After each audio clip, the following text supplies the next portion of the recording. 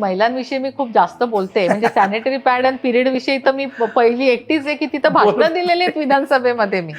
शिक्षणाचा फायदा राजकारणात आल्यानंतर तुम्हाला खरंच झाला का? कारण एक स्त्री आमदाराचा दृष्टिकोन आणि पुरुष आमदाराचा दृष्टिकोन याच्यामध्ये खूप फरक असतो.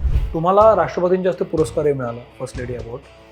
तर त्या पुरस्काराची कहाणी सांगा ना. आणि पक्ष बघून काम मी कधी केलं नाही, ना मी धर्म बघून केलं, ना मी जात म्हणून केलं. करेक्ट. ज्या वेळेस हे विधेयक मांडण्यात आलं त्या वेळेस सगळ्या पक्षातले पुरुष एक व्हायचे आणि त्याला विरोध करायचे. मग तुमच्या काळात घडले ना आमच्या काळात घडले नाही हे बोलणं आमच्यासारख्या स्त्रियांना नाही पटत. याच्याकडे तुम्ही राजकारणात न बघू नका. त्यामुळे महिलांना संधी दिली तर त्या सोनं करतात हे नेहमी दिसून आलेलं आहे. नाही मी केवळ मादी, नाही मी केवळ मादी, माणूस आहे मी आधी.